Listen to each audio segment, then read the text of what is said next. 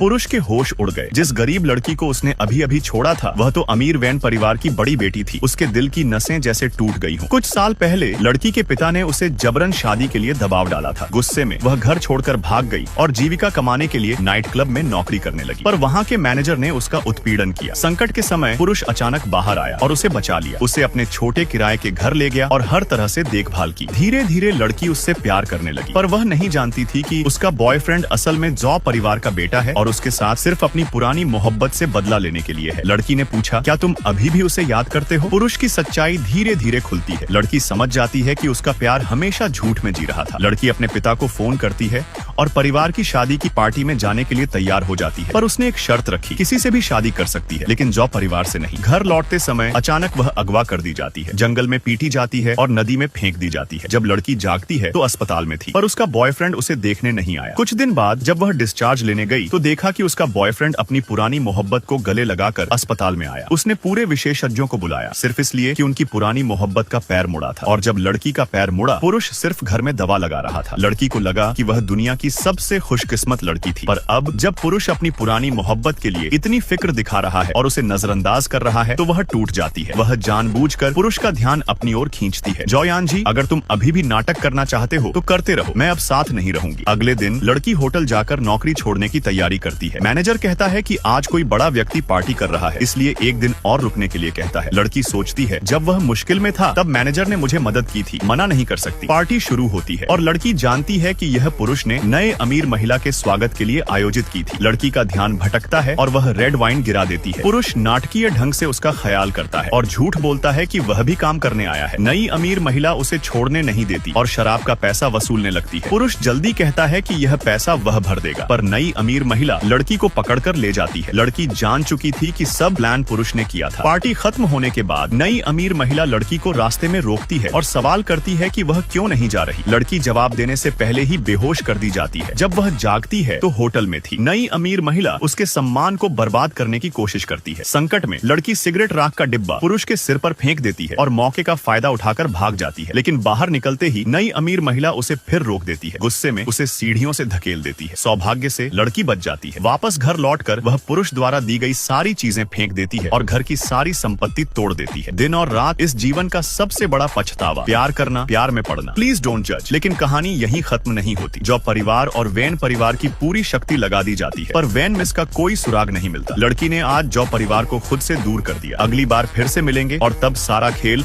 और बड़ा उलटफेर लेकर आएगा।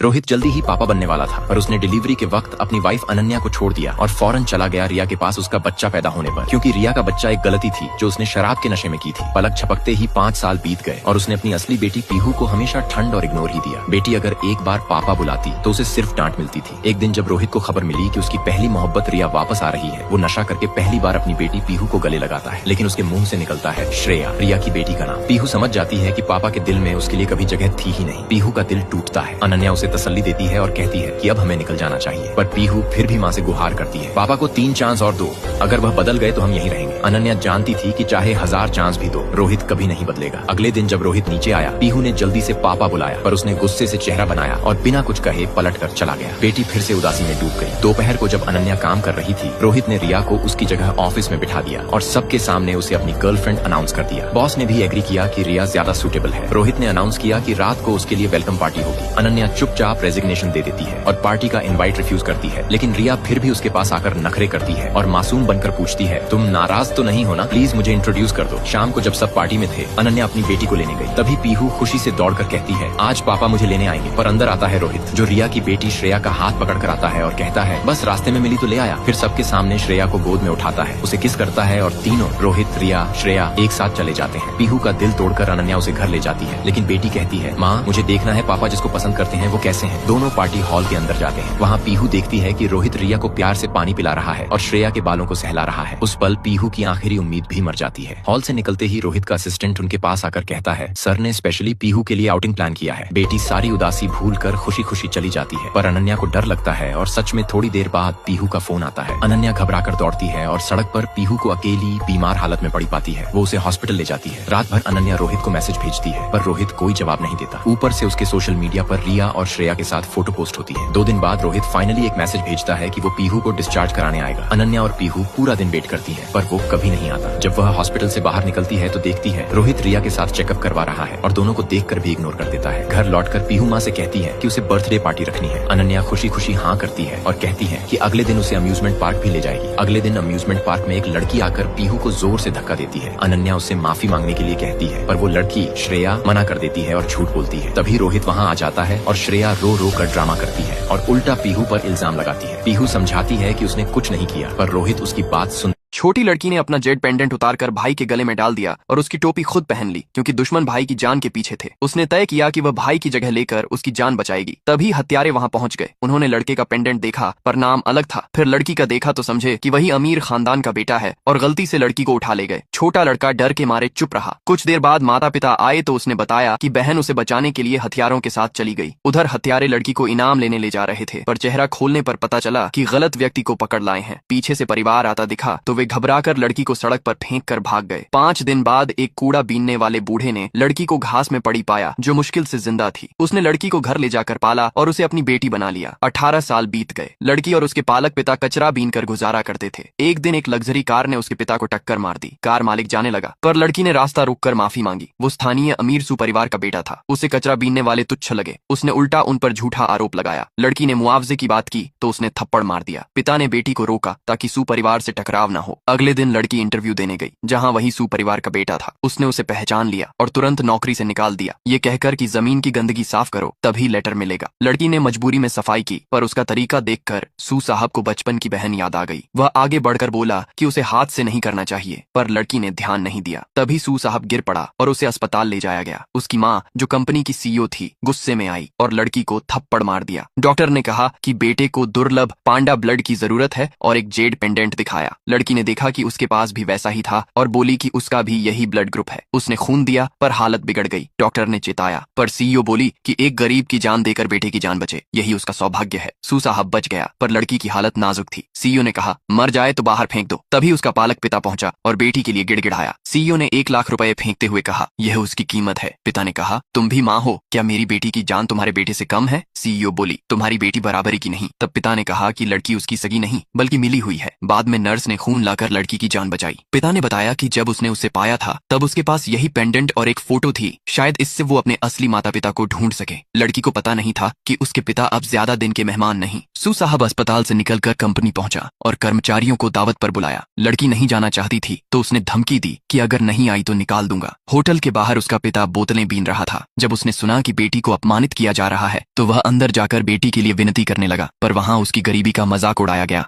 राणा अस्पताल के आईसीयू में जीवन और मृत्यु के बीच झूल रहा था। उसके पास खड़ी थी विहानवी, वही लड़की जिससे वह दिल की गहराइयों से प्यार करता था। उसके साथ खड़े थे विहानवी का भाई हर्ष और छोटा भाई लक्ष्य। राणा को यह जानकर गहरा सदमा लगा कि वे तीनों उसकी मौत की परवाह तक नहीं कर रहे थे। हर्ष और लक्ष्य आपस में सिर्फ उसकी संपत्ति की बात कर रहे थे। इससे भी ज्यादा दिल दहला देने वाला सच तब सामने आया जब विहानवी ने खुद ही सब बता दिया। लगता है मैं तुम्हें बताना भूल गई थी, उसने ठंडी मुस्कान के साथ कहा। जिसे तुम मेरा छोटा भाई समझते हो वह दरअसल मेरा और हर्ष का बेटा है। यह कहते ही विहानवी ने बेरहमी से राणा के जीवन यानी वेंटिलेटर का प्लग खींच दिया। मरते समय राणा को आखिरकार सब समझ आ गया। जिस छोटे भाई को वह अपना मानकर पाल रहा था वह दरअसल विहानवी और हर्ष का नाजायज बेटा था। हर्ष ही वह गद्दार प्रेमी था जिसने उसके साथ सबसे बड़ा विश्वासघात किया था। राणा की आंखों के सामने उसकी माँ की दी हुई अनमोल चूड़ी घूम गई, वही चूड़ी जो उसकी माँ की पीढ़ी दर पीढ़ी चली आ रही थी, जिसे उसने अपने सच्चे प्यार की निशानी समझकर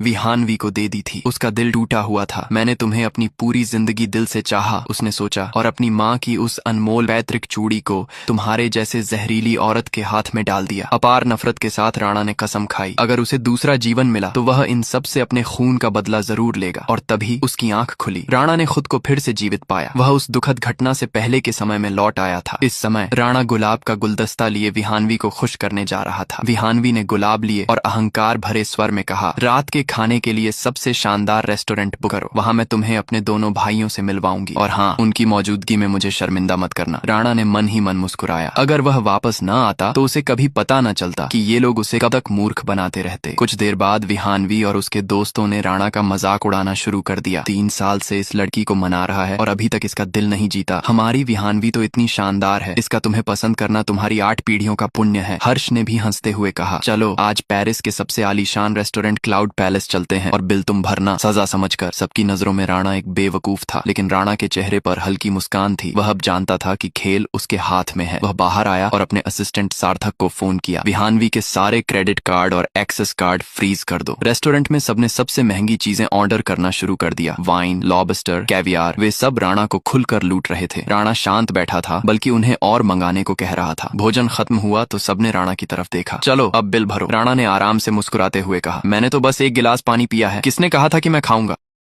सीईओ को अपनी बहन की सबसे अच्छी दोस्त से पहली नजर में ही प्यार हो गया था, लेकिन क्योंकि वह उससे 10 साल बड़ा था, उसने कभी भी हिम्मत नहीं की कि अपनी भावनाएं जाहिर करे। उसे लगता था कि शायद इस जन्म में वो दोनों कभी साथ नहीं हो पाएंगे, लेकिन उस रात वो लड़की नशे में धुत होकर उसकी बाहों में आ गिरी और उस पल में सीईओ अपना आपा खो बैठा। अगले दिन वो उसे लेकर शादी का सर्टिफिकेट बनवाने गया। डर था कहीं लड़की अपना मन न बदल ले, इसलिए उसने सर्टिफिकेट उसके हाथ से छीन कर कहा, क्या मैं इसे तुम्हारे लिए संभाल लूं? लड़की ने मुस्कुराकर हाँ कह दिया। कुछ देर बाद सीईओ ने उसे मैसेज भेजा, अपनी एंगेजमेंट रिंग चुन लो। उस वक्त उसकी बहन यानी लड़की की बेस्ट फ्रेंड उसके पास ही थी। बहन ने तुरंत कहा, सबसे महंगी रिंग लेना, लेकिन लड़की ने शांत स्वर में कहा, मैं उन्हें अभी ज्यादा जानती नहीं। फिर बहन ने वॉइस मैसेज भेजा, भैया सबसे बड़ा डायमंड रिंग लेना। सीईओ ने तुरंत अपनी बहन की आवाज पहचान ली। उसने वीडियो कॉल करके लड़की से पूछा, तुम्हें कौन सी पसंद है? थोड़ा सोचने के बाद लड़की ने सबसे छोटी रिंग चुनी। जब रिंग्स डिलीवर हुई तो लड़की ने देखा सीईओ ने दोनों रिंग खरीदी थी, सबसे बड़ी और सबसे छोटी। थोड़ी देर बाद लड़की की बेस्ट फ्रेंड को जिज्ञासा हुई। उसने लड़की का फोन उठाकर फोटो देखने शुरू कर दिए। सीईओ को तुरंत समझ आ गया कि उसकी बहन कुछ गड़बड़ कर रही है। उसने नौकरानी से कहा, मेरी बहन को तुरंत घर भेज दो। बहन के जाने के बाद लड़की ने कहा, आपको मेरी बेस्ट फ्रेंड से मिलना चाहिए, वो मेरी जिंदगी का सबसे अहम हिस्सा है और आपको जानने का भी एक मौका। सीईओ ने बिना झिझके हामी भर दी। जब वह लड़की के घर वापस आया तो वह वहाँ नहीं थी। लड़की की माँ ने एक और लड़की से मिलवाते हुए कहा, ये तुम्हारी ब्लाइंड डेट है, इसे अच्छे से ट्रीट करना। जब वह लड़की उसके हाथ से केक लेने लगी तो सीईओ ने केक पीछे खींच लिया और बोला, ये तो उसे पसंद है। फिर नौकरानी से कहा, उसे नीचे बुलाओ। नौकरानी बोली, वो तो आपके भाई की प्रेस कॉन्फ्रेंस में गई है। ये सुनते ही सीईओ के चेहरे पर जलन आ गई। उसे लगा लड़की उसके भाई की फैन है। उधर लड़की और उसकी बेस्ट फ्रेंड सच में प्रेस कॉन्फ्रेंस में थी। बेस्ट फ्रेंड ने कहा, स्टेज पर जाकर मेरे भाई से इंटरेक्ट करो। लड़की ने पहले मना किया, लेकिन दोस्त के जोर देने पर उसे स्टेज पर जाना पड़ा। स्टेज पर जाकर उसने कहा, ये गिफ्ट मैंने आपके लिए तैयार किया है। फैंस तुरंत बड़बड़ाने लगे, इतनी ठंडी क्यों है ये लड़की, हमारे आइडल से ऐसे कैसे बात कर रही है। बदनामी से बचने के लिए लड़की स्टेज से उतरने ही वाली थी कि होस्ट ने उसे रोक लिया। होस्ट बोला, आप अपनी बेस्ट फ्रेंड के भाई को एक हक दीजिए। लड़की ने पहले मना किया, लेकिन सबके सामने उसकी इज्जत रखने के लिए वो आगे बढ़ी। जैसे ही वो उसे हक करने वाली थी, तभी सीईओ वहां पहुंच गया।